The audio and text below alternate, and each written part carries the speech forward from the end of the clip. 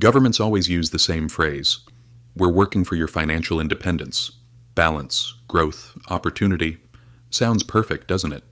But if you look at history a little more carefully, the story isn't that innocent. In fact, governments have been doing the same thing for centuries, quietly draining wealth from people's pockets and transferring power and riches upward. And this game is much older than you think. The same tactics, just reintroduced under different names. But the goal never changes: to make the rich richer and the people more dependent. Let's start with the oldest and most basic trick: inflation. When government expenses rise, there are two paths. Either they raise taxes directly, which angers the public, or they secretly reduce the value of the currency. The Roman Empire was among the first to discover this method. In the 3rd century, emperors began reducing the silver content of coins to fund the army. The denarius, once pure silver, eventually became a copper coin.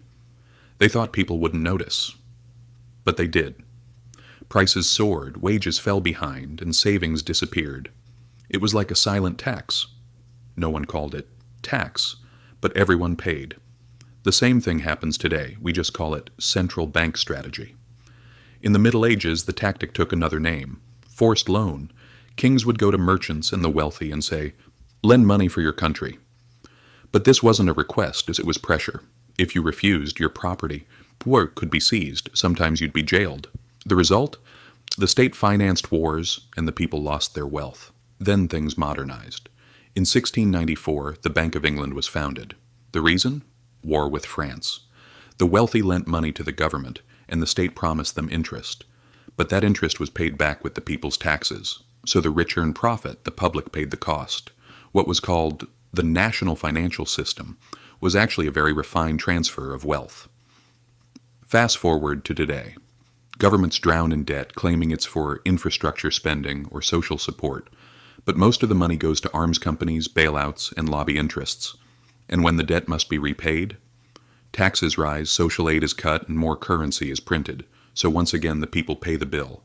Remember the 2008 crisis. Banks made mistakes, gambled, collapsed. And who saved them? We did, sketch with our taxes. And what happened next? The same banks grew even bigger. Profits were privatized, losses were shared with the public. And the name sounded noble: saving the system. Pension systems work the same way. For years, part of your salary is deducted. You think it's being saved. But that money has already been spent. The state only leaves you a promise. Don't worry, when you retire, others will pay. But when populations age, that system collapses. Then what happens? The retirement age rises, payments shrink, purchasing power vanishes. Throughout every era in history, we see the same thing. Words that hide reality. Inflation equals growth. Forced loan equals duty to the nation. Bailout equals stability. Tax increase equals reform. But they're all just different acts of the same play. And do you know what the most effective tool of this game is? Ignorance. Most people don't know financial history, so they fall for the same tricks again and again. People who don't understand how the system works are always on the losing side, and today the game continues.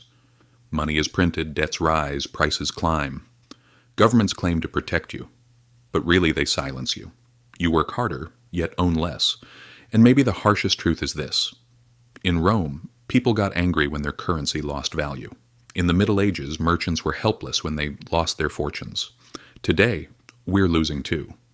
But we don't even notice, because the system is built that way. It feels normal to you. Inflation is natural. Taxes are necessary. Debt is investment. But they're not. It's a design. And understanding that design is the first step toward independence.